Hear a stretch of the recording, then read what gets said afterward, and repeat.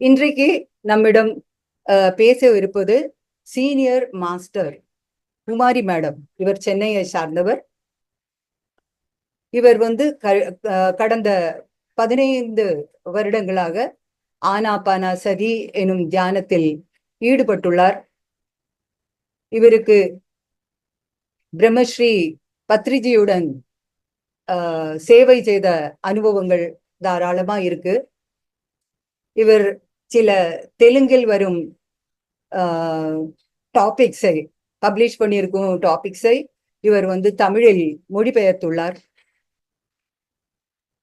இவருக்கு இந்த சேவை செய்யும் பணியில் நிறைய அனுபவங்கள் இருக்கு. இன்றைக்கு இவர் நம்மிடம் பேச போகும் தலைப்பு, அதாவது பிரம்மரிஷி பத்ரிஜியின் வாழ்க்கை வரலாறு.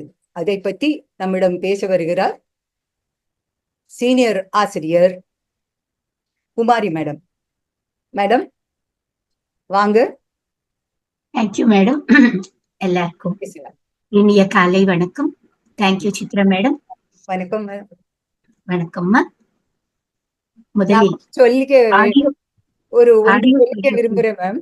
அதாவது நான் சொல்றது சரிதானா பாத்துக்கோங்க. நம்ம ஆன்மீக பாதையில ஆரம்பிக்கும் போது நிறைய சோதனைகள் வரும் இல்ல, யூனிவர்ஸ் கொடுத்துரும். அதை நம்ம எப்படி தாண்டுவோம்ங்கிறது நம்மளுக்கு உள்ள டெஸ்ட். அதை பாஸ் பண்றோமா இல்லையான்னு. இன்னைக்கு கூட அந்த கிளிச் அந்த மாதிரி வந்துருச்சு. அதுக்கு நான் எக்ஸ்கியூஸ் கேட்டுக்கிறேன். எதுவும் கிடையாது. எது வந்தாலும் கூட யூனிவர்ஸ் எதுக்காக அது குடிக்கிறதுன்றது நாம எடுத்துக்கலாம் madam. Nothing. Thank you so much. Audio video கிளியரா இருக்கா? இது கிளியரா இருக்கு மேம். கொஞ்சம் டைம் எடுத்துக்கலாம். ஏன்னா நான் கொஞ்சம் முதல்ல ஆரம்பிச்சது ஒரு 5 நிமிஷம். Okay, no problem. Okay, thank you. முதலில் நம்ம எல்லோருக்குமே இந்த தியானம் என்ற பாதையை வழங்கிய திரு பிரம்மர்ஷி பிதாமக சுபாஷ் பத்ரிஜி அவர்களுக்கும் ஸ்வர்ணமாலா அம்மா அவர்களுக்கும் எத்தனையோ ஆஸ்ட்ரல் மாஸ்டர்ஸ்க்கும் நம் பெற்றோர்களுக்கும் என்னுடைய இனிய அன்பு காலை வணக்கங்களை தெரிவித்துக் கொள்கிறேன். நாம் எல்லோருமே எங்கெங்கேயோ இருக்கிற போது நம்ம எல்லாரும் ஒரு பாதை, ஒரு பிளாட்ஃபார்மத்துக்கு கொண்டு வந்தவர். எதனால வந்திருக்கோம் யார் யாருக்கும் தெரியாது. ஆனா இந்த தியானம் என்றது தெரிஞ்ச பிறகு உலகத்திலே இருக்கிற அத்தனை பேரும் ஒரு குரூப்பா இணைந்து சில டாபிக்ஸ்ல நாம எல்லாம் கூடி இருக்கோம்னா அதுக்கு ஒரு வாய்ப்பு தந்தவர் இந்த தியானம் என்றதுக்கு வழியை காட்டின திரு பிரம்மர்ஷி பிதாமக பத்ரிஜி அவர்கள். அவரை பற்றி எனக்கு சொல்வதற்கு ஒரு வாய்ப்பு தந்த திரு மகாவதார் பாபாஜி அறக்கட்டளை டீமுக்கு என்னுடைய நன்றியை தெரிவித்துக் கொள்கிறேன். பத்ரிஜியை பத்தி சொல்வதற்கு இன்னைக்கு இது 3வது முறை. சில வருடங்களுக்கு முன்பு ஒரு 41 days செஷன் இந்த கோவிட் டைம்ல நான் எடுக்கும்போது லாஸ்ட் டே அவரை பத்தி நான் ஏ கம்ப்ளீட் மேன் என்ற ஒரு தலைப்பில் பத்ரிஜியை பத்தி அவருடைய வாழ்க்கை வரலாறு பத்தி சொல்லியிருந்தேன். மறுபடியும் ஒரு முறை இந்த 7 days ஒர்க் ஷாப் ஒரு முறை நடக்கும் போது அப்பொழுதும் கூறினேன். இது 3வது முறை மகாவதார் பாபாவின் டீம்ல எனக்கு கிடைச்ச ஒரு அற்புதமான வாய்ப்பு. இந்த டாபிக் எடுக்கிறதுக்கு முன்பு எனக்கு 2 டாபிக்ஸ் நான் செலக்ட் பண்ணேன். நான் செலக்ட் பண்ணி யோசிச்சு அதை வைக்கிறதுக்குள்ள மத்தவங்க வந்துட்டாங்க. எனக்கு பத்ரிஜி வரணும்னு இருக்கிறது. அதனாலதான் எனக்கு இந்த டாபிக் கூடி வந்திருக்கு. அதுக்கு நான் உங்கள் எல்லாருக்குமே நன்றியை தெரிவித்துக் கொள்கிறேன். பத்ரிஜியை பத்தி சொல்வதற்கு நிறைய விஷயங்கள் இருக்கு. பத்ரிஜி என்றால் யார்? ஒரு சூரிய பிம்பம். ஒரு சூரியன் கிட்ட யாராவது போக முடியுமா? எவ்வளவு எனர்ஜிஸ், எவ்வளவு ஒரு சக்தி, பவர் இருக்கும். அப்படிப்பட்டவர் தான் திரு சுபாஷ் பத்ரிஜி அவர்கள். அவருடைய முழு பெயர் சுபாஷ். பத்ரி என்றது அவருடைய சர்நேம், வீட்டின் பெயர். அவர் 1947வது வருடம் நவம்பர் மாதம் 11ஆம் தேதி ஒரு மிடில் கிளாஸ் பிராமன் குடும்பத்திலே பிறந்தார். அவர் தந்தையின் பெயர் திரு ரமணா ராவ், தாயின் பெயர் திருமதி சாவித்ரி தேவி. இவருடன் கூட பிறந்தவர்கள் 2 சிஸ்டர்ஸ், ஒரு பெரியவர் அண்ணா, ஒரு தம்பி. இவர் மிடில்ல இருக்கார் பத்ரிஜி. இவருக்கு சிறு வயதிலேயே அவங்க அக்காவுக்கு திருமணம் முடிஞ்சு விட்டது. அண்ணா இருக்கிறார்கள். இவர் வீட்டுல எப்போதுமே இவர் சிறு பிள்ளையா இருக்கும்போது அவர் வீட்டில எப்போதுமே ஒரு சண்டை சச்சரவுகள் இருக்கும். அவங்க அப்பா வந்து ஒரு ஸ்கிஜோஃபெனிக் என்ற அவருடைய மனநிலை கொஞ்சம் சரியா இருக்காது. அவர் எப்போதுமே வந்தவங்களுடன் பழைய விஷயங்கள் பேசுறது, அப்படி அவர் காலத்தை கழித்திருந்தார். அவர் தாய் மிக மிக ஆல்வேஸ் அவங்க பிரசன்ட்ல இருப்பாங்க. மிகப்பெரிய ஒரு அன்பு காட்டுற ஒரு அம்மாவாக அவர் இருந்தார். இவருடைய அண்ணா 6 வயது இவரை விட சீனியர். ஒரு சிஸ்டர் வந்து சுதா என்ற பெயர். அவர் வந்து டாக்டர் படிச்சிருந்தாங்க. ஒரு தம்பி அரவிந்த் என்றவர்கள் இவரோட சின்னவங்க. இவருடைய படிப்பு ஆந்திராவில இருக்கிற நிஜாமாபாத்ல இருக்கிற ஷக்கர் நகர் என்ற ஊர்ல அவருடைய பிரைமரி ஸ்டடீஸ் என்றது நடந்தது. அதற்கு பிறகு மிடில் கிளாஸ் எல்லாமே போதன் என்ற ஊர்ல படித்தார். ஹைஸ்கூல் படிப்பு எல்லாமே ஆந்திரால இருக்கிற செகந்திராபாத்ல படிச்சார். அவர் 8 வயதிலேயே அவருக்கு புத்தகங்கள் படிப்பது என்றது மிகப்பெரிய ஆர்வம். ரவீந்திரநாத் டாகூர் அவர்களின் எழுதிய திரு சாந்திநிகேதன் என்ற புத்தகத்தை பத்தி அந்த இடத்துக்கு போகணும். அந்த சாந்திநிகேதன் எங்க இருக்கு நம்ம எல்லாருக்கும் வெஸ்ட் பெங்கால்ல கல்கட்டாவுக்கு 200 கிலோமீட்டர்ஸ்ல சாந்திநிகேதன் என்ற ரவீந்திரநாத் டாகூர் அவர்கள் உருவாக்கிய மிகப்பெரிய ஒரு ஆசிரமம் அது. அங்க படிப்பது என்றது ரொம்ப ஒரு பெரிய ஒரு பிரெஸ்டேஜ் இஷ்யூவா எல்லாருமே இப்போதும் கூட சாந்திநிகேதன்ல சீட்டு கிடைச்சி படிக்கிறது என்றது மிகப்பெரிய ஒரு அற்புதமான வாய்ப்பு. அங்கேயே படிக்கணும்னுட்டு அவருக்கு சில அற்புதமான கனவுகள் சிறு வயதிலிருந்தே பத்ரிஜி அவர்களுக்கு இருந்து கொண்டு இருந்தது. அவர் படிப்புல ஸ்கூல் ஃபைனல்ல அப்பெல்லாம் +2ன்றது கிடையாது, SSLC தான் இருக்கும். அதுக்கப்புறமா பியூசில இருந்து டிகிரிக்கு வரணும். ஸ்கூல் ஃபைனல்ல ஃபர்ஸ்ட் கிளாஸ்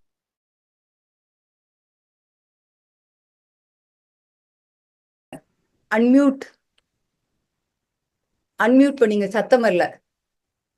கேட்கலையா? இப்ப கேக்குறது. ஓகே. அவர் ஸ்கூல் ஃபைனல்ல நல்ல ஃபர்ஸ்ட் கிளாஸ் மார்க் வாங்கினாலும் கூட அவருக்கு MBBS படிக்கணும்னு இஷ்டம் அவருக்கு. ஆனாலும் கூட அவருக்கு அங்க ஒரு 10% மார்க்ஸ் MBBS கட் ஆஃப்ல அவருக்கு MBBSல சீட் கிடைக்கல. அதனால அவர் BScல ஜாயின் பண்ணாரு. BScல ஜாயின் பண்ணிட்டு அதற்கு பிறகு மறுபடியும் எக்ஸாம் எழுதி MBBSல படிக்கணும்னுட்டு முயற்சி பண்ணாரு. 2வது முறை கூட அவருக்கு MBBSல சீட் வரல. அப்ப 1966ல அவர் BSc முடிச்சு விட்டு அதற்கு பிறகு இங்கிலீஷ் லிட்டரேச்சர் படிக்கணும்னுட்டு 1966ல அவர் இங்கிலீஷ் லிட்டரேச்சர் படிக்க ஆரம்பிக்கும் போது நடுவுல அதுலயும் அவருக்கு எதுக்கும் ஒத்துக்காம அதனையும் விட்டு BSc அக்ரிகல்ச்சரல்ல சேர்ந்தாங்க. BSc முடிச்சுட்டு BSc அக்ரிகல்ச்சரல்ல சேர்ந்தாங்க. 1970ல MSc அக்ரிகல்ச்சரல் பண்ணாங்க. BSc அக்ரிகல்ச்சரல் முடிச்சுட்டு 66 to 70 வரையிலும் அந்த 3 years டிகிரி முடிச்சு 1970ல MSc அக்ரிகல்ச்சரல் பண்ணாங்க. MSc படிக்கும் போது அவருக்கு IAS படிக்கணும், எப்படி MBBSல சீட்டு வரல, IAS ஆவது எழுதணும் அப்படின்னு அவர் அந்த காம்படிட்டிவ் எக்ஸாம்ஸ் எல்லாமே எழுதினாரு. 10 months அவரு எழுதினாலும் கூட அதுல கூட அவரால் வெற்றி பெற முடியவில்லை. 1970ல 10 மாதங்கள் ஆந்திரால இருக்கிற தெனாலி என்ற ஊர்ல ஒரு இன்கம் டேக்ஸ் ஆபீசராக வேலை செய்தார். 1971ல குரூப் ஃபர்ஸ்ட் சர்வீஸ் எக்ஸாம்ல செலக்ட் ஆனாரு. ஆனாலும் கூட அவருக்கு அப்பாயின்மெண்ட் ஆர்டர் வந்து அவர் ஜாயின் பண்றதுக்குள்ள லேட் ஆகுதுனால அங்கேயும் ரிஜெக்ட் ஆகிவிட்டார். இனி 1974ல MSc முடித்து விட்டு அவரு வேலை இன்னும் அப்ப அவருக்கு கிடைக்கவில்லை. அவர் அண்ணாவுக்கு திருமணம் முடிஞ்சிருந்தது. அண்ணாவி வீட்டுக்கு வந்துட்டு இருக்கும் போது அண்ணியின் தங்கை, அவர் பெயரும் திருமதி ஸ்வர்ணமாலா, அவரை பார்த்து திரு பத்ரிஜி இஷ்டப்பட்டு 2 பேருமே காதல் திருமணம் பண்ணிக்கிட்டாங்க. திருமதி ஸ்வர்ணமாலா பத்ரிஜி அவர்கள் பத்ரிஜி சாருடைய மனைவி, அவர் தன்னுடைய அண்ணியின் தங்கை. அப்ப அவர் கல்யாணம் முடிக்கும் போது அவருக்கு வேலை கூட கிடையாது. அந்த மாதிரி 1 வருடம் அவர் கல்யாணமான புதுசுல வேலை கூட இல்லாமல் இருந்தார். அதற்கு பிறகு இங்க 1974ல இந்த மாதிரி நடந்த பிறகு 1975ல ஆந்திரால இருக்கிற கர்னூர்ல கோரமண்டல் ஃபர்டிலைசர்ஸ் என்ற ஒரு ஃபேக்டரியில வேலைக்கு சேர்ந்தார். கர்னூர்ல இருக்குது, ஹைதராபாத்துக்கு 2 hours கர்னூல் என்ற இடம் இருக்கு. அதுல இவர் இந்த கோரமண்டல் ஃபர்டிலைசர் என்ற பழைய ஃபேக்டரியில ஜாப்ல ஜாயின் பண்ணார். அதற்கு பிறகு அவருடைய வாழ்க்கை ஆனந்தமாக, வைபோகமாக, அற்புதமாக இருந்தது. பத்ரிஜி சார் அவர்களுக்கு 2 பெண் குழந்தைகள். ஒண்ணு பரிமளா பத்ரி, இன்னொருத்தர் பரிணிதா பத்ரிஜி. இப்ப பெரிய பொண் ஹைதராபாத்ல அவருடைய கணவருடன் பத்ரிஜி சாருடைய கொள்கைகளை எல்லாருக்குமே பிரச்சாரம் செய்து கொண்டு அவங்க இருக்காங்க. சின்ன பெண் அமெரிக்கால. அவங்க அங்க இருக்கிற அத்தனை பேருக்குமே இந்த தியானம் என்றது சொல்லி கொடுத்து அவங்க அற்புதமா அவங்க அப்பாவின் பாதையில 2 பெண்மணிகளுமே சேவை செய்து கொண்டு வந்துட்டு இருக்காங்க. பத்ரிஜி அவர்களுடைய சின்ன வயதுல இருந்து அவங்க வீடு எப்போதுமே ஒரு பல்கலைக்கழகம் என்று சொல்லலாம், ஒரு யூனிவர்சிட்டி. அவங்க அக்கா எம்பிபிஎஸ் படிக்கிறது. அவர் அண்ணாவுக்கு சின்ன வயசுல இருந்தே மியூசிக் மேல ரொம்ப இஷ்டம். அவங்க வீடே ஒரு லிட்டரேச்சர்ல அவங்க அம்மா ரொம்ப நல்ல படிப்புல ஆர்வம் உள்ளவங்க. சங்கீதத்தின் மேல ரொம்ப இஷ்டம் அவர்களுக்கு. அவருடைய அண்ணா கர்நாடிக் மியூசிக்ல பெரிய பயிற்சி எடுத்து இருந்தார். அவர் ஃப்ளூட்ல கூட அவருக்கு ரொம்ப மிகப்பெரிய ஒரு பிராவீண்யம் இருக்கு. அதனை பார்த்துதான் பத்ரிஜி கூட தானும் ஒரு ஃப்ளூட் கத்திக்கணும்ன்ற ஒரு ஆர்வம் இருந்தது. அவரு சின்ன வயசுல 1963 ஸ்கூல் முடிச்சதுமே தன் அண்ணாவிடம் அண்ணாவின் குருவான திரு DS சந்திரசேகரன் என்ற ஒரு வித்வானிடம் கர்நாடக வித்தியை, இந்த கர்நாடிக் ஃப்ளூட் மியூசிக் கத்துக்கிறதுக்கு அவர் ஆரம்பித்தார். அப்பொழுதிலிருந்து அவர் மனம் எப்போதுமே இந்த கர்நாடிக் மியூசிக் மேலேயே இருந்தது. அதுவும் இல்லாமல் பத்ரிஜி அவர்களுக்கு சிறு வயதிலிருந்தே கிரிக்கெட் என்றால் இஷ்டம். முக்கியமாக அத்தனை விளையாட்டுகளுமே இஷ்டம். அதுல கிரிக்கெட் என்றால் மிக மிக ஆர்வம். எப்போதுமே தன் வயதில் இருக்கிற அத்தனை ஆண் பிள்ளைங்களை எல்லாருமே ஒரு டீமாக அவர் தான் கேப்டனாக இருந்து அந்த விளையாட்டு எல்லாமே ஆடிட்டு இருப்பார். அவர் பேட்ஸ்மேன் ஆகவும், பவுலர் ஆகவும், விக்கெட் கீப்பர் ஆகவும் எல்லா துறையிலுமே நல்ல ஒரு எக்ஸ்பீரியன்ஸ் பர்சனாக இருந்தார். அதுவும் இல்லாமல் செஸ் விளையாடுறது, டேபிள் டென்னிஸ் விளையாடுறதுல மிக சிறந்த ஒரு திறமை பெற்றவர். அவர் வீட்டுல ஓய்வு நேரத்துல அவங்க ஃபேமிலி மெம்பர்ஸ் எல்லாருமே சீட் விளையாடுறது, ஹைதராபாத் லால் பகதூர் கிரிக்கெட் ஸ்டேடியம் போயிட்டு கிரிக்கெட் எங்க மேட்ச் எங்க நடந்தாலும் அது லைவ். அப்ப அந்த காலத்துல எல்லாம் டிவிஸ் கிடையாது அல்லவா? அப்ப எல்லாமே கிரிக்கெட் ஸ்டேடியம் போயிட்டு லைவ் ப்ரோக்ராம்ஸ் பாக்குறதுன்றது, கிரிக்கெட் காமெண்ட்ரிஸ் கேட்கறதுன்றது அவருக்கு மிகப்பெரிய இஷ்டம். பத்ரிஜி சாருக்கு இங்கிலீஷ் லிட்டரேச்சர் என்றால் மிக மிக ஆர்வம். காலேஜ் படிக்கும் போதே அவர் எத்தனையோ கிளாஸ் புஸ்தகங்களை விட இந்த லிட்டரேச்சர் புக்ஸ் தான் அவர் நிறைய படித்தார். எத்தனையோ ஆத்தர்ஸ் எழுதுனது, ஷேக்ஸ்பியர் எழுதுனது, மில்டன், டால்ஸ்டாய் போன்ற மிகப்பெரிய இங்கிலீஷ் ஆத்தர்ஸருடைய புத்தகங்கள் எல்லாமே, அந்த லிட்டரேச்சர் எல்லாமே அத்துப்படி அவருக்கு. அந்த அளவுக்கு அவரு அந்த இங்கிலீஷ் லிட்டரேச்சர் மேல ஆர்வம் பெற்றவர். அதன் போலவே தெலுங்குல கூட மிகப்பெரிய ஒரு அற்புதமான ஒரு பொயட்டு திரு விஸ்வநாத சத்யநாராயணா என்றவர், அடவி பாபிராஜு, ஸ்ரீ என்றவர் தெலுங்கு ஆத்தர்ஸ் மிகப்பெரிய அற்புதமான புத்தகங்களை கூட அவர் படிச்சிருக்கார். நிறைய மாஸ்டர்ஸ் கிட்ட நீங்க கேட்டிருப்பீங்க. பத்ரிஜி சார் அவர் இருக்கிற வரையிலும் கிட்டத்தட்ட 1,00,000 புஸ்தகங்களை படிச்சிருக்கார் அப்படின்னுட்டு சொல்வது உண்டு. அதனால அவர் எப்போ எந்த டிராவல் பண்ணாலும் சரி, எந்த கிளாஸ் எடுத்துட்டு இருந்தாலும் சரி, ஓய்வு நேரத்துல அவரு சும்மா உட்காரவே மாட்டாங்க. ஏதாவது ஒரு புக்கு படிச்சுக்கிட்டே இருப்பாங்க. அதுல நோட்ஸ் ப்ரிப்பேர் பண்ணுவாங்க. இந்த மாதிரி அவரை தன் டைமை எப்போதுமே நல்ல விதமாகத்தான் அவர் இருந்தார்.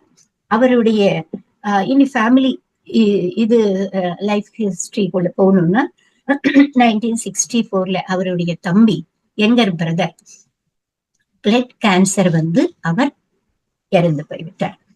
அதற்கு அப்புறமா அவருக்கு மனதுல ரொம்ப வேதனை. தன்னுடைய தம்பியுடன் அவருக்கு நிறைய ஒரு அட்டாச்மெண்ட் இருந்தது. 6 மாதம் அவர் அந்த பாம்பே எல்லாமே அவரு தம்பி இல்லாம அந்த வேதனையை தாங்க முடியாம அவரு சுத்திட்டு இருந்தார். அவரு சில நாட்கள் அவர் வீட்டுல ரொம்ப தனிமையில ஃபீல் பண்ணாங்க.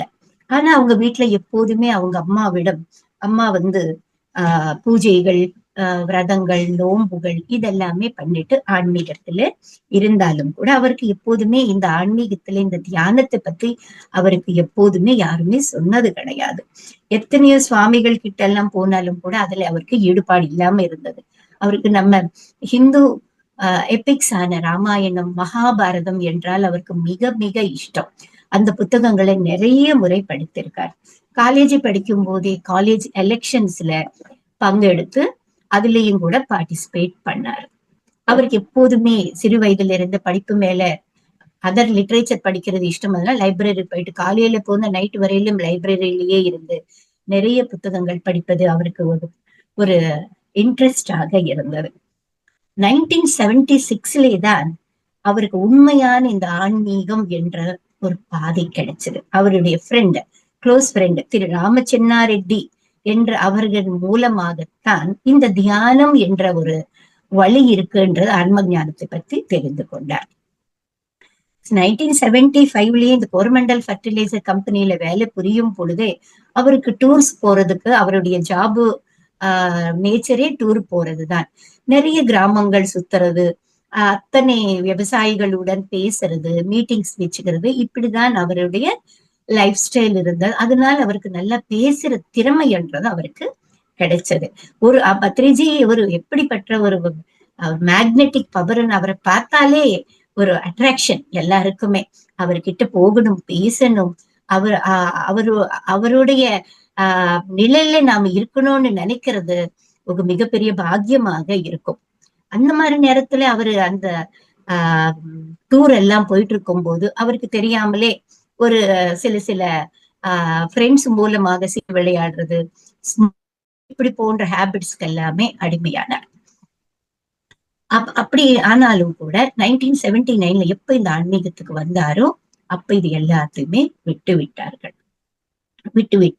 அவரு வேலை செய்துட்டு இருக்கும் பொழுதே அவர் பிரமிட் பார்ட்டி ஆஃப் இந்தியா என்று ஒண்ணு ஆரம்பித்து அதுல அவரு ஈடுபாடோட இருந்தார். 1981ல ஒரு மகா யோகியின் ஒரு தொடர்பு மூலமாக, அதுவும் அவருடைய ஃப்ரெண்ட் திரு ராமச்சென்னா ரெட்டி மூலமாகத்தான் அவருடைய குருவான மகாயோகி திரு சதானந்த யோகி அவர்களின் சந்திப்பு என்றது பத்ரிஜி அவர்களுக்கு கிடைச்சது. அவரை எல்லாருமே சதானந்த யோகியே அந்த கர்னூல்லே தான் அவர் ஒரு சிறு ஹோட்டல்ல தங்கி இருந்தாரு. கர்னூல் சுவாமிஜி என்று அந்த காலத்திலேயே 1981ல அவரை கூப்பிடுவார். 1981 ஜனவரி 1 முதலையாக பத்ரிஜி திரு சதானந்த யோகியை மீட் பண்ணாங்க. மீட் பண்ண பிறகு அவரு 2 வருட காலம் எல்லா விஷயமே விட்டு சதானந்த யோகி அவர்களின் சேவையிலேயே இருந்தார். 1983ல மே 22 சதானந்த யோகி அவர்கள் பாடி விக்கெட் பண்ணிவிட்டார்கள். அந்த 2 வருடங்கள் பத்ரிஜி அவர்கள் தன்னுடைய வாழ்க்கையை சதானந்த யோகிக்கே அர்ப்பணம் செய்து விட்டார். வேற எந்த வேலையிலுமே அவர் ஈடுபாடு பண்ணவில்லை. இப்ப சதானந்த யோகி சொல்லிட்டு இருப்பார், இங்க வந்தவர்களுக்கு வேற எந்த விதமான ஞானம் கிடைக்காது, ஆன்ம ஞானம் தவிர என்று என்கிட்ட எதிர்பார்க்கிறவங்களுக்கு வேற விஷயங்களை பத்தி தெரிந்து கொண்டா இங்க யாருமே வர வேண்டாம். ஆன்ம ஞானத்தை பத்தி தெரிந்து கொள்ளணும் என்ற ஆர்வம் இருக்கிறவர்கள் மட்டும்தான் என்னிடம் வரணும் என்று சொல்லுவார்கள். பத்ரிஜி கூட தேடி வந்த ஒரு மகா அற்புதமான ஒரு மனிதன் இவர்தான் என்று புரிந்து கொண்டு 2 வருடம் அவருடைய சேவையிலேயே அவர் இருந்தார். கர்னூல்ல இருக்கிற ராகவேந்திரா லாட்ஜ் என்ற இடத்திலேதான் அவர் சதானந்த யோகி தங்கியிருந்தார். அவருக்கு காலையில எழுந்திரிச்சதுமே குருவின் சேவையாக அவருக்கு காபி கொண்டு போறது, அவரு கூட நிறைய ஸ்மோக்கிங் பண்ணுவாரு சதானந்த யோகிஜி. அவருக்கு தேவைப்பட்ட சிகரெட்ஸ் எடுத்துன்னு போறது, அவருக்கு சாப்பாடு எடுத்துன்னு போறது, சேவைகள் பண்றது, இது எல்லாமே பத்ரிஜி அவருடைய வாழ்க்கை என்றது அந்த 2 வருடங்கள் அவருடைய சேவையிலேயே அவரு முடித்தார். அதுக்கு பிறகு அவரு தான் 83ல நான் பாடி வெக்கேட் பண்ண போறேன் பத்ரிஜி சாரிடம் சொன்ன பிறகு அவரு ஆந்திரால இருக்கிற ஒரு இடத்துல ஒரு இடம் பார்த்து அவர் சமாதி இந்த டைம்ல நான் மகா சமாதி அடை போறேன்னு சுபாஷ், நீதான் அதற்கு வேண்டிய ஏற்பாடுகள் எல்லாம் செய்யணும்னுட்டு பத்ரிஜி சாரிடம் அவர் குரு சொன்னபடி அவர் குருவின் வார்த்தை தட்டாமல் அவர் சொன்ன இடத்திலேயே அங்க அவரை மகா சமாதி அவர் ஃப்ரெண்ட்ஸ் பத்ரிஜி அவர்கள் எல்லாமே பண்ணி விட்டார்கள். இந்த மாதிரி இருக்கும்போது 1989ல மறுபடியும் அவருக்கு கர்னூலுக்கு டிரான்ஸ்பர் முடிஞ்சு 1990ல ஒரு வீட்டுல தெரிஞ்ச இந்த தியானம் என்ற ஒரு கிளாஸஸ் அவரு ஆரம்பிச்சு அந்த வீட்டுல ஃபர்ஸ்ட்ல ஒரு போர்டு வச்சாங்க, இங்க இலவசமாக தியானம் சொல்லப்படும் அப்படின்னுட்டு, மெடிடேஷன் கிளாஸஸ் என்லைட்டன்மெண்ட் சென்டர் என்று பி.வி. ரெட்டி என்ற அவர்கள் தெலுங்கு, ஆந்திரால தெலுங்கு பீப்புள் தானே, இவரும் தெலுங்கு பிராமின் தான். அங்க இந்த முதல்ல இந்த மெடிடேஷன் கிளாஸஸ் என்றது ஆரம்பிச்சாங்க. 1984ல அவங்க வீட்டுல எத்தனையோ மாஸ்டர்ஸுடன் சந்திப்பு ஏற்பட்டு இந்த ஊசா போர்டு என்றது நீங்க கேள்விப்பட்டீர்களா? ஊசா போர்டு என்றால் அங்க அவங்க ஒரு வெள்ளை பலகையில கோடுகள் போட்டுவிட்டு அதுல சில காயின்ஸ் எல்லாம் நாம பல்லாங்குழி விளையாடுறது இதெல்லாம் சிறு வயதுல விளையாடிருக்கு, அது மாதிரி ஊசா போர்டுன்றது நாம தியானத்துல உட்கார்ந்து ஆஸ்ட்ரல் மாஸ்டர்ஸை கூப்பிட்டோம்னா அந்த காயின்கள் தானா நகரும், நாம நகர்த்த வேண்டியது கிடையாது. அது ஆஸ்ட்ரல் ஸ்பிரிட் மாஸ்டர்ஸ் வந்து அந்த ஊசா போர்டுல அங்க அந்த காயின்ஸ் நகர்த்துவாங்க. அதுல பத்ரிஜி அவர்களுக்கு மிக மிக பெரிய ஆர்வம். தியானத்துல இருந்தா நாம யாரு கூப்பிட்டாலும் கூட அந்த ஊசா போர்டுல இருக்கிற காயின்ஸ் தானா நகரும். அதுல அவங்க ரொம்ப ஈடுபாடோட அவங்க ஃபேமிலி மெம்பர்ஸ் எல்லாருமே அவங்க அப்பதான் இந்த தியானத்திலே ஏதோ ஒரு அற்புதம் இருக்கு, ஒரு மகிமை இருக்குன்றது புரிந்து கொண்டார்கள். இந்த ஊசா போர்டுல அவருக்கு நிறைய ஆஸ்ட்ரல் மாஸ்டர்ஸோட மெசேஜஸ் எல்லாமே கிடைச்சது. இல்லைன்னா ஏதோ ஒரு சக்தி இல்லாமல் இருந்தா எந்த காயின்மை தானா நகராது அல்லவா?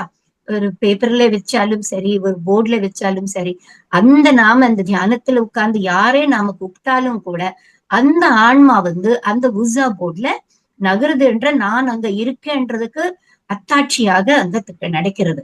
அதனை அந்த ஊசா போர்டுல அவங்க மிகப்பெரிய ஃப்ரெண்ட்ஸோட எப்போ வேலை செய்துட்டு வந்து வீட்டுக்கு வர வேண்டியது, ஊசா போர்டு போட்டு உட்கார வேண்டியது, டே அண்ட் நைட் இதுலயே அவங்க எல்லாமே இருந்தார். அவருக்கு துணையாக ஒரு டீம் மெம்பர்ஸ் சேர்ந்தாங்க. திரு பிரகாஷ் அவர்கள், திரு பால் அவர்கள், நியூட்டன் மாஸ்டர், திரு டாக்டர் யுகந்தர் போன்றவர்கள் எல்லாமே ஒரு குரூப்பா சேர்ந்து இவர்கள் எப்போதுமே டே அண்ட் நைட் இந்த ஊசா போர்டு போட வேண்டியது, நிறைய மாஸ்டர்ஸோட பேச வேண்டியது, என்னென்ன எப்படின்றது இந்த ஆன்மீகத்தை பத்திலேயே அவங்கள டைம் எல்லாமே அவங்க இருந்தாங்க. இந்த ஊசா போர்டுன்றது தவறானது கிடையாது, ஒரு குட் ஸ்பிரிட்ஸ். அது நாம எவ்வளவு தியானத்துல உட்கார்ந்து ஆழமா இருக்கும் போதுதான் அந்த ஸ்பிரிட்ன்றது அங்க வந்து அந்த காயினை நகர்த்துமே தவிர இன்னும் 5 நிமிஷம் 10 நிமிஷம் நாம எல்லாம் பண்ற தியானத்திலே எதுவுமே ஆகாது.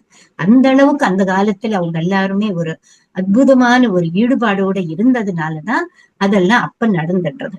அதற்கு பிறகுதான் பத்ரிஜி சார் தன்னுடைய சொந்த அனுபவங்கள் மூலமாக அவர் தன்னுடைய ஆஸ்ட்ரல் டிராவல் எல்லாம் நமக்கு எல்லாருமே நிறைய கிளாஸஸ்ல கேள்விப்பட்டிருக்கோம். ஆஸ்ட்ரல் டிராவல் அப்படின்னுட்டுன்னு அந்த ஆஸ்ட்ரல் டிராவல் எல்லாம் பண்ணி தன் உடலிலே இருக்கிற சில்வர் கார்டு, அது சில்வர் கார்டு பத்தி கூட நாம தெரிஞ்சிருக்கோம். ஒரு மனிதனுக்கு ஆன்மாவுக்கும் நடுவுல இருக்கிறது அந்த சில்வர் கார்டு தான். எப்ப பாடி வெக்கேட் பண்ணும்போது அந்த சில்வர் கார்டுன்றது கட் ஆயிடும், அப்போதுதான் ஜீவனும் ஜீவாத்மாவும் செப்பரேட் ஆகிறது என்றதே நம்ம எல்லாருக்குமே தெரியும். அந்த சில்வர் கார்டை கூட அவர் தன்னுடைய ஆஸ்ட்ரல் பாடி ரிலீஸ் பண்ணிட்டு அவர் பார்த்திருக்காரு. அதற்கு பிறகு அவருடைய ஞானத்தை எல்லாமே ஊசா போர்ட்ல ஆஸ்ட்ரல் மாஸ்டர்ஸ் உடன் பேசுறது, தியான ஆட்டோ ரைட்டிங் மெசேஜஸ் எல்லாமே தனக்கு தெரியாமலேயே பத்ரிஜி எழுதின்றிருப்பாரு. அது எல்லாமே அவருக்கு அந்த தியானத்தில் இருக்கும் போது வருகின்ற அந்த தகவல்கள் எல்லாமே நிறைய புத்தகங்கள் படிப்பது மூலமாகவும் தியான போதனைகள் மூலமாகவும் தியான அனுபவங்கள் சொல்வது மூலமாகவும் அவர் தன்னுடைய வாழ்க்கையை அப்படியே அவர் கொண்டு வந்தார். அவர் வாழ்க்கையில எப்போதுமே நான்வெஜ் தொட்டது கிடையாது அவருக்கு. ஆனா காலேஜ் படிக்கும் போது சில ஃப்ரெண்ட்ஸின் மூலமாக முட்டை சாப்பிடுறதுன்றத ஒரு பழக்கம் வந்தது. அது கூட சில வருடங்களுக்கு பிறகு அவர் அந்த பழக்கத்தை கூட அவர் விட்டு விட்டார். இனி தியானத்துக்கு வந்த பிறகு பத்ரிஜி எல்லாருக்குமே எதனை பத்தி சொன்னாரு? அப்போ தீபோ பவா. அப்படி என்றால் என்ன? அப்போ தீபோ பவால் என்றால் உனக்குள்ளே இருக்கிற விளக்கை நீயே ஏற்றிக்கொள். உனக்குள்ளே இருக்க ஆன்ம விளக்கை நீதான் ஏற்றுக்கொள்ளணும். ஆன்ம விஞ்ஞானத்தை நீதான் வளர்த்துக்கணுமே தவிர யாரோ வந்து அந்த விளக்கை ஏற்றி தரமாட்டாங்க. உனக்குள்ள இருக்கிற ஆன்ம ஞானத்தை நீதான் வளர்த்திக்கணும், உன்னை நீதான் மெச்சூர் பண்ணிக்கணும், உன்னை உத்தரிக்கிறதுக்காக யாரும் வரமாட்டாங்க, உன்னை நீயே தெரிந்து கொள் என்றதுதான் அப்போது இப்போவின் ஒரு கருத்து. உத்தரேதாத்மதாத்மானாம் என்ற ஒரு கருத்தை பகவத்கீதையிலே திரு ஸ்ரீ கிருஷ்ணர் சொல்லியிருக்கார். ஒருத்தர் யாருமே இந்த பூமியில பிறந்த மனிதர்கள் ஒருத்தரை ஒருத்தர் சரிப்படுத்துறதுக்காக வரவில்லை. நம்மளை நாமளே திருத்துக்கணும், நம்மளை நாமளே சரிப்படுத்திக்கணுமே தவிர யாரோ வந்து யாரையோ ஒன்னும் நல்ல முறைக்கு கொண்டு போக முடியாது. அப்படி என்றால் நாம நமக்குள்ளே இருக்கிற இந்த ஆன்மா என்ற இந்த விளக்கை நாம தான் புரிந்து கொள்ளணும், அந்த விளக்கை நாம தான் ஏற்றுக்கொள்ளணும். இருட்டான இந்த வாழ்க்கையில இந்த அப்போ தீபோ பவா என்றதுதான் ஒரு அற்புதமான ஒரு ஆன்ம ஜோதி, இதனை நீங்கள் புரிந்து கொள்ளுங்கள் என்று அவர் சொல்லியிருக்கார்கள். பத்ரிஜியை பத்தி சொல்லணும்னா, நான் அவரோட ரொம்ப டிராவல் பண்ணியிருக்கேன். அவரோட ஈஜிப்ட் போயிருக்கேன், பாலி போயிருக்கேன், அண்டமான் நிக்கோபார் டிராவல் பண்ணியிருக்கேன். இந்தியால இருக்கிற சில முக்கியமான திருப்பதியில இருக்கிற சில இடத்துல ட்ரெக்கிங் எல்லாம் சாரோட போயிருக்கேன். அவருக்கு மிகப்பெரிய கோபஸ்தர். அவரு கோபமான குணம் அவரு கூடயே திறந்திருக்கும். அவருக்கு பிடிக்காத விஷயங்களை பத்தி பேசினா, அனாவசியமான விஷயங்களை பத்தி சொன்னோம்னா ரொம்ப சத்தம் போடுவாரு. சில பேரை அடிச்சு கூட இருக்காரு. நான் கூட அடி வாங்கியிருக்கேன் அவர்கிட்ட. அவர்கிட்ட நாம யாராவது கிட்ட ஃபர்ஸ்ட் போனதுமே சார் எப்படி இருக்கீங்க, நல்லா இருக்கீங்களா நம்ம பொதுவா கேட்போம் இல்லைங்களா, அந்த வார்த்தையே சார் முன்னால பேசவே கூடாது. அவர் சொல்லுவார், என்னது இது, நான் லட்சணமா கண் முன்னால திறந்து நின்றுட்டு இருக்கேன், என்ன பார்த்து நல்லா இருக்கீங்களான்னு கேள்வி கேட்கிறேன். முட்டாளான கேள்வி இது. சினிமா தியேட்டருக்கு வந்தவங்களை பார்த்து சினிமாவுக்கு வந்திருக்கீங்களான்னு கேட்கிற மாதிரி இருக்கு. நல்லா இருக்கிறவங்களை பார்த்து இந்த மாதிரி கேட்கவே, இந்த மாதிரி அசந்தர்ப்பமான வார்த்தைகளை பேசினா அவருக்கு பிடிக்கவே பிடிக்காது. எப்போதுமே நல்ல விஷயங்கள், ஒரு அறிவுள்ள விஷயங்களைத்தான் பத்ரிஜி கேட்கறதுக்கு இஷ்டம். எப்ப யாரு சந்திச்சாலும் கூட, என்ன மேடம், என்ன விஷயங்கள் சொல்லுங்கள், என்னென்ன நடக்கிறது அப்படிதான் கேட்பாங்களே தவிர நீ எப்படி இருக்கேன்னுட்டு அவர் வாயால யாரையுமே எப்போதுமே கேட்க மாட்டாங்க. நாமளும் அவர் இடம் சென்று சார் நல்லா இருக்கீங்களான்னுட்டு நாம பேசவே கூடாது. சத்தம் போட்டுடுவார், அவ்வளவு கோபம் வரும் அவருக்கு. ஆனா பெரியவங்க சார், கோபம் இருக்கிற இடத்திலேதான் குணமும் கூட இருக்கும்னுட்டு பெரியவங்க நமக்கு எல்லாருக்குமே சொல்லியிருப்பாங்க. அவருடைய கோபம் என்றது ஒரு அடுப்புல பால் வச்சு அவர் பொங்கு வந்து அவருக்கு சிறு சிறு சொட்டு தண்ணீர் தெளிச்சா எப்படி அணங்கிடுமோ அதன் போலதான் பத்ரிஜி அவர்கள் கூட ஒரு அற்புதமான ஒரு பர்சன் என்று சொல்லலாம். அவரோட நான் சேர்ந்து வாழ்ந்திருக்கேன், எங்க வீட்டுக்கு வந்திருக்கார். அவருடைய செயல்கள் எல்லாமே இனி சொல்ல போனா, இது நாம எல்லாமே இப்ப நீங்க இந்த எம்ப்ளம் பார்த்திருக்கீங்க. நம்ம PSSM எம்ப்ளம்ல என்ன போட்டிருக்கு? Energy, consciousness and knowledge, ECK என்று போட்டிருக்கோம். நீங்க கவனிச்சு பார்த்தீர்களானா, அதுதான் பிரமிட் ஸ்பிரிச்சுவல் சொசைட்டி மூவ்மெண்ட்ல இந்த மூணுமே 3 பக்கமாக இருக்கும். நீங்க இது பார்த்திருப்பீங்கன்னு நினைக்கிறேன். This is that emblem. இந்த எம்ப்ளம்ல 3 இடத்திலுமே இந்த 3 வார்த்தைகள் இருக்கும். ஒண்ணு எனர்ஜி, இன்னொன்னு எனர்ஜி, இன்னொன்னு கான்சியஸ்னஸ், ECK, முன்னொன்னு வந்து K என்றால் நாலேஜ். இந்த 3 விஷயங்களுமே ஒவ்வொரு மனிதனும் கடைபிடிக்கணும் அப்படின்னுட்டுன்னு பத்ரிஜி எப்போதுமே சொல்லுவார். இன்னொரு அந்த 3 விஷயங்கள் என்ன? தியானத்தை பத்தியும், சுவாத்தியாயத்தை பத்தியும், சஜ்ஜன சாங்கத்தியம், சேவை. இந்த 4மே ஒவ்வொரு மனிதனும் தன்னுடைய அன்றாட வாழ்க்கையில எப்பொழுதுமே கடைபிடிக்கணும் அப்படின்னு சொல்லுவார். பத்ரிஜி என்றாலே எல்லா கலைகளுமே மிக மிக சிறந்தவர். ஒரு விஷயம் என்றது கிடையாது. ஒரு பாட்டு அற்புதமாக பாட்டு பாடுவார். இன்னும் அவர் கிளாஸஸ் சொல்ல ஆரம்பிச்சாங்கன்னா எல்லாருமே நம்ம 2 மணி நேரம் ஆனாலும் கூட கண் சொட்டாம அப்படி கேட்கலாம். சாருடைய வார்த்தைகள் எளிமையாக இருக்கும். ஒரு வாழைப்பழம் உரித்து கையில கொடுத்தா எவ்வளவு ஈஸியா நம்மளால சாப்பிட முடியுமோ அந்த அளவுக்கு ஈஸியா அவருடைய நாலேஜ் என்றது நமக்கு. நாங்க எல்லாமே இந்த தியான மகா சக்கரங்களுக்கு ஹைதராபாத்ல இருக்கிற கட்தால் என்ற இடத்துக்கு ஒவ்வொரு வருடமும் டிசம்பர்ல நடக்கும். டிசம்பர் 21 to டிசம்பர் 31 வரையிலுமே 10 நாட்கள் அந்த தியான மகா சக்கரத்துக்கு ஒரு 4 or 5 days நாங்க எல்லாம் ஃப்ரெண்ட்ஸ் குரூப் போனோம்னா அவருடைய மெசேஜஸுக்காக 2 மணி 3 மணி நேரம் தியானம் முடிச்ச பிறகு புக் எடுத்துன்னு போயிட்டு அத்தனை மெசேஜஸ் அவர் சொல்லுவது எல்லாமே நாங்க எழுதிக்குவோம். 10 நாள் 10 ரகமான அற்புதமான மெசேஜஸ் கொடுப்பாங்க. அதையெல்லாம் நினைச்சு பார்க்கும்போது நம்மளுடைய வாழ்க்கையில எத்தனை விஷயங்களை நாம அனுசரிக்க வேண்டியது இருக்கு, எத்தனை விஷயங்கள் தெரிந்து கொள்ள வேண்டியது இருக்கு, எப்படி இருக்கணும், எப்படி பேசணும், எப்படி பழகணும், யாரோட எப்படி அன்பாக இருக்கணும், எல்லாரையுமே சமமாக பார்க்கணும், என்றதை நம்ம பத்ரிஜி சார் இடத்துல இருந்து நாம எல்லோருமே கத்துக்க வேண்டியது இருக்கு. அவருக்கு எல்லா கலைகளுமே மிக மிக ஃப்ளூட் வாசிச்சாருன்னா எவ்வளவு இனிமையாக இருக்கும்னா, பத்ரிஜி சார் ஃப்ளூட் கேட்டுக்கிட்டே இப்ப கூட தியானத்துல நாம எல்லாரும் கேட்கறது அந்த கேசட்ஸ் போட்டுட்டு பத்ரிஜி சாருடைய கேசட்ஸோட மியூசிக் தான். நாங்கெல்லாம் தியானம் பாட்டுகள் எல்லாமே அவர் பாட்டுகள் எல்லாமே கத்துக்கிட்டு பிராக்டிஸ் பண்ணி நிறைய ப்ரோக்ராம்ஸ் எல்லாமே நானும் என் ஃப்ரெண்ட்ஸ் டீமும் கொடுத்துட்டு வந்துட்டு இருக்கோம். கடந்த 5 வருடங்களாக தமிழ்நாடுல இருக்கிற வாணியம்பாடி என்ற இடத்துல அகத்தியர் பிரமிடுல பத்ரிஜி சாருடைய பாட்டு இல்லாமல் நாங்க இருந்ததே கிடையாது. அத்தனை பாட்டுகளும் தெலுங்குலே தான் இருக்கும். தியானம் பாட்டுல இருந்து அவர் சொல்லி கொடுத்த அத்தனை சாங்ஸுமே பிராக்டிஸ் பண்ணி அவருக்கு நாங்க ஒரு அன்பு காணிக்கையாக அதில் நாங்க கொடுத்துட்டு இருக்கோம். அவ்வளவு ஒரு மிக சிறந்த ஒரு அற்புதமான ஒரு மனிதர் திரு பத்ரிஜி அவரு ஆனா என்றால் நமக்கு எல்லாருமே தெரியும். இது எந்த மொழியிலிருந்து வந்திருக்கு? பாலி மொழியில திரு கௌதம புத்தனால 2500 வருடங்களுக்கு முன்பு கண்டுபிடிக்கப்பட்டு சொன்ன அந்த வித்தியை தான் பத்ரிஜி எளிய முறையில ஒரு 35 வருடத்துக்கு முன்பு நமக்கு ஆனா பானா சத்தியை சுவாசத்தின் மேல் கவனம் என்று நமக்கு ஈஸி முறையில ஆனா என்றால் விசுவாசம், அபானா என்றால் வெளி விசுவாசம், இது ரெண்டுமே சந்திக்கிற இடம்தான் விசுவாசம் என்றது, சதி என்றது. இதனைத்தான் நமக்கு பத்ரிஜி அவர்கள் மிக எளிதாக நமக்கு சுவாசத்தின் மேல் கவனம் என்று நமக்கு கூறி நம்ம எல்லாருமே நம்மளுடைய வாழ்க்கையில் எவ்வளவு ஒரு டிரான்ஸ்பர்மேஷன். தியானத்துக்கு முன்பு நாம எப்படி இருந்தோம், தியானத்துக்கு பிறகு நாம எப்படி இருக்கோம்னு நம்மளை நாமளே உணர்ந்து தெரிஞ்சுக்கும் போது எவ்வளவு ஆனந்தமான வாழ்க்கையை நம்ம கொடுத்திருக்காங்க போது அவருக்கு நம்ம 1 கோடி நமஸ்காரம் இல்லை, எத்தனை கோடி நமஸ்காரம் கொடுத்தாலும் கூட தீராத ஒரு ருணமாகத்தான் நான் கருதுகிறேன். இப்படிப்பட்ட ஒரு தியான பாதையை நம்ம உலகத்திலே இருக்கிற எத்தனை லட்ச மக்களுக்கு எந்தெந்த மூலையில இருக்கிறவர்கள் எல்லாருக்குமே பத்ரிஜி கொடுத்திருக்காருன்னா அற்புதமான ஒரு பர்சன். அவர் இந்த தியானத்துக்கு வந்த பிறகு நிறைய மகா பிரமிட்ஸ் எல்லாமே அமைத்தார். அவருக்கு பிரமிடு கட்டணும், கோயில்கள் மேல அவர் எதுவுமே சொல்லவில்லை. கோயில்களுக்குள்ள இருக்கிற சிலைகளை பற்றி எப்போதுமே பூஜை பண்ணுன்னு சொல்லவே கிடையாது. உங்களுக்குள்ள இருக்கிற ஆன்மாவை நீங்கள் தரிசியுங்கள், உங்கள் ஆன்மாதான் ஒரு தேவன், அதனை நீங்கள் உணருங்கள் என்று சொன்னார்களே தவிர கோயில்ல இருக்கிற விக்கிரகங்களை வழிபாடு பண்ணி சொன்னதே கிடையாது. அவருக்கு நிறைய பிரமிட்ஸ் கட்டணும், பிரமிட் எனர்ஜிஸ்ல நாம எல்லாரும் உட்கார்ந்து தியானம் செய்யணும் என்று அவர் நமக்கு கூறியிருக்கார். உலகம் எல்லாமே தியான ஜெகத், சாகாகார ஜெகத், பிரமிட் ஜெகத் இப்படிதான் பண்ணணும்னுட்டு அவருடைய ஆர்வம் என்றது இருந்தது. அதனாலதான் வெரி ஃபர்ஸ்ட் கர்னூல்ல இருக்கிற ஜெகநாத பட்டு என்ற இடத்துல ஒரு பிரமிட் அமைத்தாரு.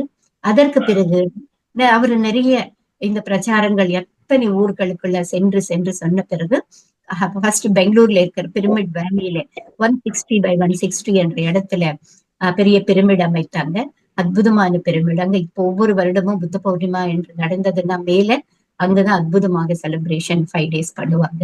அதற்கு பிறகு 180 என்ற பிரமிட் கணக்குல ஆந்திரால இருக்கிற கடத்தால் என்ற இடத்துல ஒரு பிரமிட் அமைத்து அங்க கிட்டத்தட்ட ஒரு 5000 பேர் ஒரே இடத்துல இருந்து தியானம் பண்ணுவதற்கு அழகான ஒரு ஏசி பிரமிடை கடத்தால்ல கட்டியிருக்காங்க.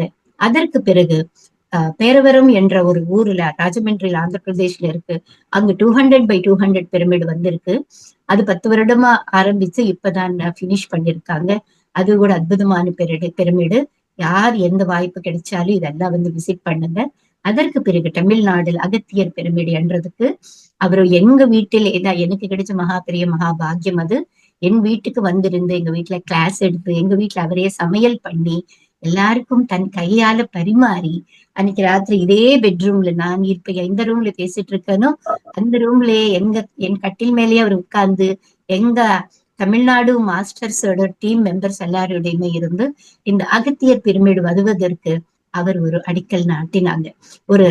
அது எனக்கு மிகப்பெரிய ஒரு பாக்கியமாக நான் நினைச்சேன். அப்ப சார் சொல்லும் அந்த பாக்கியம் எனக்கு கொடுத்ததற்கு இந்த மாதிரி நிகழ்ச்சிகள் எல்லாமே இப்ப இந்த அகத்தியர் பிரமிடு இங்க வந்திருக்கிறதுன்னா ஒரு அற்புதமான பிரமிடு. அங்க மர்கபா பிரமிடு இருக்கு, கணேஷா பிரமிடு இருக்கு. நீங்க எல்லாருமே தமிழ்நாடுக்கு வந்திருந்தேன்னா அந்த பிரமிட்ஸ் எல்லாருமே பார்க்கலாம். பத்ரிஜி அவர்கள் எனக்கு எத்தனையோ சந்தர்ப்பங்களில நிறைய அனுபவங்கள் எனக்கு அவருடன் இருக்கு. அது எல்லாமே சொல்லணும்னா இன்னும் 1 மணி நேரம் ஆகிவிடும். அவர் எனக்கு கொடுத்த இந்த தியான பாதையை நான் நிறைய நிறைய கிளாஸஸ் சொல்வதன் மூலமாகவும் நான் என்னுடைய அன்றாட வாழ்க்கையில எத்தனையோ குணங்களை மாற்றிக்கொண்டு நான் இவ்வளவு ஒரு ஆனந்தமான அற்புதமான வாழ்க்கையை நான் வாழ்ந்து கொண்டு இருக்கேன் என்றால் அதுக்கு மூல காரணம் திரு பிரம்மர்ஷி பிதாமக பத்ரிஜி அவர்கள் தான். அவரு 2022 வருடம் ஜூலை மாதம் 24வது நாள் அவர் தன்னுடைய பௌதீக உடலை விட்டுவிட்டு மேல் லோகத்துக்கு சென்று இன்னும் அங்க அவர் பணிவிடை செய்ய வேண்டிய வேலைகளுக்கு சென்று விட்டார். இந்த 2 வருடங்களாக நாம எல்லோருமே எத்தனை விஷயங்கள் தெரிந்து கொண்டோம். இன்னும் அற்புதமா இந்த தியான பிரச்சாரம் என்று நடக்கிறது, தியான ஜெகத் நடக்கிறது. இன்னும் வரப்போற காலத்துல இந்த பிரமிட் ஜெகத், சாகாகார ஜெகத், எல்லா இடத்துலயுமே சாகாகார ரேலிஸ். எல்லாருமே பத்ரிஜி சொன்ன பாதையிலே நாம எல்லாருமே செல்லணும். அவர் காட்டின வழியிலே நாம் எல்லாருமே நடந்து கொண்டு அவர் சொன்ன கொள்கைகளை புரிந்து கொள்ளணுமே தவிர அவரை குணங்களை பார்த்து நாம அவரை சொன்ன வார்த்தைகள் எவ்வளவு அர்த்தமுள்ள வார்த்தைகள் நமக்கு கொடுத்தாங்க. அற்புதமான வாழ்க்கையை தியான பாதையை வளர்ந்து கொடுத்திருக்காங்க. அதுல நாம எல்லாருமே நம்மளே நாம சரிப்படுத்திக்கிட்டு என்லைட் ஆகணும்ன்றது அவருடைய எண்ணம், கோரிக்கை. இதனை நாம புரிந்து கொண்டு நம்ம எல்லாருமே இருக்கணும் என்று நான் நினைக்கிறேன். இந்த வாய்ப்பு கொடுத்த மகாவதார் பாபா டீம் அவர்களுக்கு என் நன்றியை தெரிவித்துக் கொள்கிறேன். Thank you friends. தேங்க்யூ. நன்றி மேம். ரொம்ப ரொம்ப அழகாக நீங்க சுருக்கமா எல்லா அவரோட லைஃபோட எல்லா பாகங்களையும் விவரித்து சொல்லியிருக்கீங்க. நான் எனக்கு ஒண்ணும் அத சுருக்கமா சொல்லவும் எனக்கு முடியல. எல்லாருக்கும் நல்லாவே புரிஞ்சிருக்குன்னு நினைக்கிறேன். பட் உங்களுக்கு யாருக்காவது ஏதாவது கேள்விகள் கேட்க வேண்டியிருந்தா நீங்க கேட்கலாம். கொஞ்சம் நேரம் எடுத்துக்கலாமா madam? Yes madam, no problem. Ma'am, எனக்கு ஒரு கேள்வி இருக்கு. அதாவது இந்த பிஎம்சி அப்படின்னு எப்ப ஆரம்பிச்சாரு? ஆக்சுவலி அது எனக்கு டேட் இயர் ஞாபகம் இல்லம்மா. கிட்டத்தட்ட கோவிட் டைம்ல தான் பிரமிட் மெடிடேஷன் சேனல் என்றது ஃபர்ஸ்ட் ஆந்திரால ஆரம்பிச்சார். ஆந்திரால தான் ஆரம்பிச்சது. அதுக்கு பிறகுதான் தமிழ்நாடுக்கு வந்தது. அதுக்கப்புறமா ஒவ்வொரு ஸ்டேட்லுமே கர்நாடகா, கேரளா, நார்த் இந்தியா, எத்தனையோ ஸ்டேட்ஸ்ல இந்த பிஎம்சி என்றது அந்தந்த டிவிஷன்ஸ்ல அவங்க மாஸ்டர்ஸ் அதனை மேலுக்கு கொண்டு போனாங்க. ஃபர்ஸ்ட் ஆரம்பிச்சது ஆந்திர பிரதேஷ்ல இருக்கிற ஹைதராபாத்ல தான் ஃபர்ஸ்ட் தெலுங்கு பிஎம்சி என்றது ஆரம்பிச்சாங்க. அது கூட கிட்டத்தட்ட ஆரம்பிச்சு 7-8 வருஷங்கள் ஆயிருக்கலாம். அது இப்ப நிறைய மாஸ்டர்ஸ் அதுல பிஎம்சில ஜாயின் பண்ணதுனால அவங்க சேட்டலைட் ப்ரோக்ராம்ஸ் வர்றதுக்கான வாய்ப்பை கூட ஆந்திரா பிஎம்சி அவர்களும் அடைந்து இருக்காங்க. நம்ம தமிழ்நாடு பிஎம்சி கூட அந்த மாதிரி வரணும் என்ற நாம கூட எல்லாமே நிறைய மாஸ்டர் சப்ஸ்கிரைப் பண்ணணும். அதுக்கு இத்தனை லட்சம் மக்கள் இந்த தமிழ் பிஎம்சியை சப்ஸ்கிரைப் பண்ணியிருந்தாதான் அந்த பிளேஸுக்கு ரீச் ஆகி நாம கூட சேட்டலைட்ல வந்ததுன்னா நாம இனிமேல செல்போன்ல எதுவுமே பார்க்க வேண்டாம். அதுக்கு நம்ம இப்ப டிவில எந்த ப்ரோக்ராம்க்கு எந்த சேனல் என்றது இருக்கோ நம்ம பிஎம்சிக்கு ஒரு சேனல் வந்துடும். நாம டிவி போட்டு அந்த நம்பர் போட்டோம்னா நமக்கு பிஎம்சில இருக்கிற அத்தனை ப்ரோக்ராம்ஸுமே சேட்டலைட்டின் மூலமாக டிவிலேயே நம்ம பார்க்கலாம். அதற்கு இன்னும் நாம எத்தனையோ லட்சம் பணம் கூட அதுக்கு கட்ட வேண்டியது இருக்கும். நாம அதற்கும் நம்ம பார்த்துக்கணும். எத்தனை சப்ஸ்கிரைபர்ஸ் இருக்காங்க, பிஎம்சி சப்ஸ்கிரைபர்ஸ் நிறைய வந்தாதான் அந்த சேட்டலைட் ப்ரோக்ராம்க்கு போறதுக்கு நமக்கு வாய்ப்பு கிடைக்கும். அது இன்னும் நமக்கு சில வருடங்கள் ஆகும்னுட்டு நினைக்கிறேன். இப்பவே நம்ம நல்ல பிளேஸ் தான் ரீச் பண்ணிருக்கோம். இன்னும் சிறிய நாட்களில அதற்கு கூட நமக்கு கூட இந்த சேட்டலைட் ப்ரோக்ராம் கூடிய சீக்கிரமே நம்ம எல்லாருக்குமே கிடைக்கும் மேடம். நன்றி மேடம். நீங்க யாராவது ஏதாவது கேள்வி உங்களுக்கு சந்தேகங்கள் இருந்தா சீனியர் மாஸ்டர் குமாரி மேடத்துக்கிட்டும் டைரக்டாவே கேட்டுக்கலாம், பதில் அளிப்பாங்க.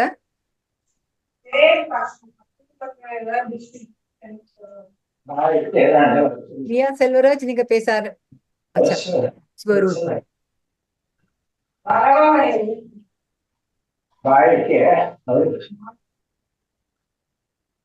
அவங்க ஹேண்ட் ரைஸ் பண்ணலம்மா.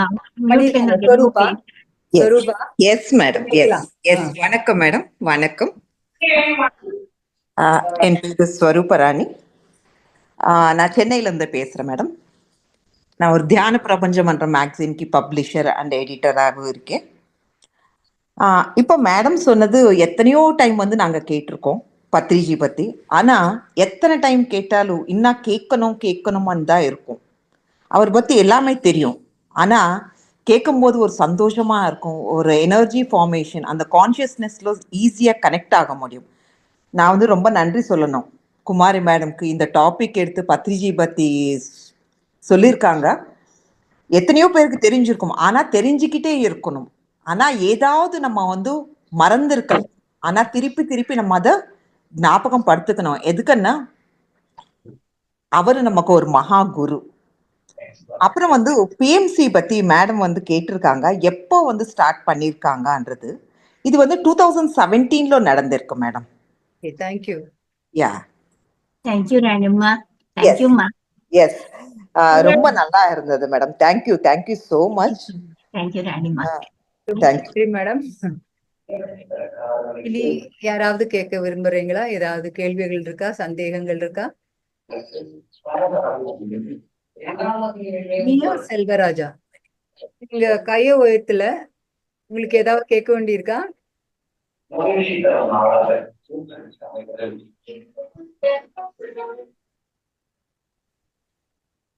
நான் கேக்குறேன் மேடம்.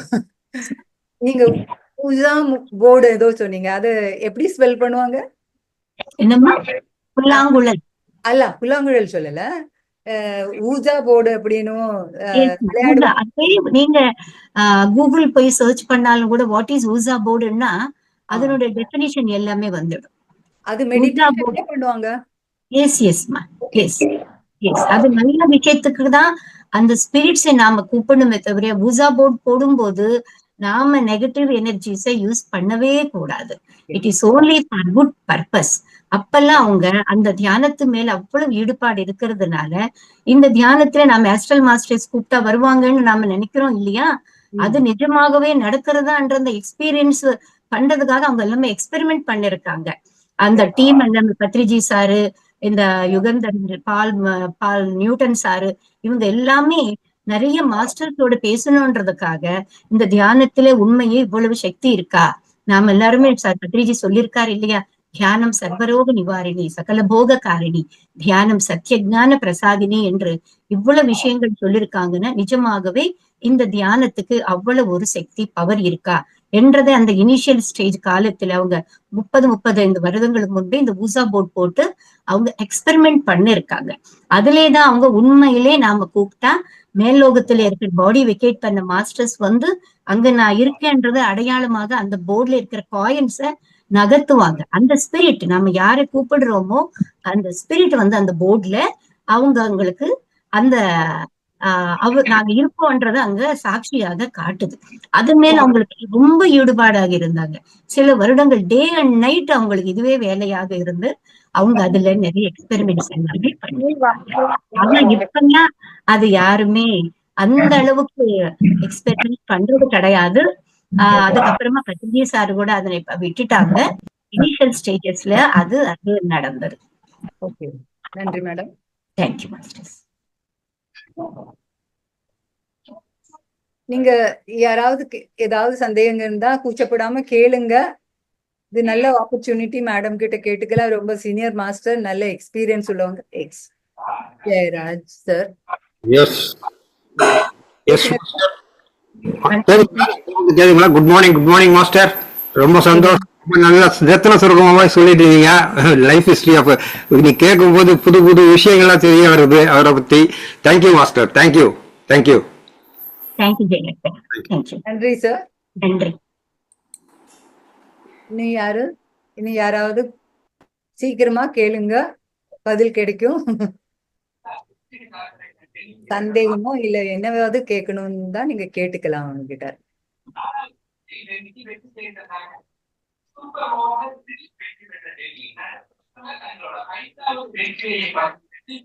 இதுல கேள்விகள் வர்றதுக்கு மிகப்பெரிய அவகாசங்கள் ரொம்ப கம்மி மேடம். ஏன்னா இது அவருடைய வாழ்க்கை வரலாறு நிறைய புத்தகங்கள்ல வந்திருக்கு. எத்தனையோ வருஷங்களா கேட்டு இருக்கிறதுனால எல்லாருமே தெரிஞ்ச விஷயங்கள். அதனால யாருமே ஹேண்ட் ரைஸ் பண்ணவில்லை. பரவாயில்லை, அதுக்காக ஒன்றும் இது இல்லை. எனக்கு தெரிஞ்ச விஷயங்கள் இன்னும் ஏதாவது கேட்க வேண்டியிருந்தேன்னா நோட் பண்ணிக்கிட்டா ஒரு சனிக்கிழமை ஒரு கேள்வி பதில்ல கேட்டுக்கலாம் மேடம். ஓகே, மேடம் ரொம்ப நன்றி. நான் எப்படி சொல்லணும்னு தெரியல, எனக்கு ரொம்ப நன்னாவே இருந்தது. நீங்க எல்லாம் சீனியர் மாஸ்டர், ரொம்ப சந்தோஷமா இருக்கு உங்களை பார்த்ததுல. எல்லாருமே நமக்குள்ள நம்ம பிரமிட் ஸ்பிரிச்சுவல் சொசைட்டி மூவ்மெண்ட்ல சீனியர்ஸ் ஜூனியர்ஸ்ன்றது இல்லம்மா. பத்ரிஜி எப்போதும் சொல்லுவாரு, உங்களுக்கு ஏன்ன்றது தெரிஞ்சா ஏன்ற விஷயத்தையும் சொல்லுங்க. யூஆர் ஃபர்ஸ்ட் டேவே அவர் மாஸ்டர்ன்னு தான் நம்மளை கூப்பிடுறாங்க. நீ யாரையுமே இனிமேல நீ கத்துக்கொண்டு நாளைக்கு வா நீ தான் குருவன் எப்பவும் சொல்லுவேன். You are a master, you are a god அப்படின்னு தான் நம்ம அவரு கூப்பிட்டு இருக்காரே தவிர, நீ இன்னைக்கு ஏ தெரிஞ்சா ஏ சொல்லு, பி சொன்னா பி சொல்லு அப்படின்னுட்டு அவரு நம்மளை எவ்வளவோ ஊக்கம் பண்ணிருக்காரு. அவர்கிட்ட இருந்து ஒரு இந்த நல்ல குணத்தை நாம எல்லாருமே தெரிஞ்சு கொள்ளணும். எல்லாருமே எல்லா விஷயங்களுமே தெரிஞ்ச ஒரு சீனியர் மாஸ்டர்ஸ் தான்.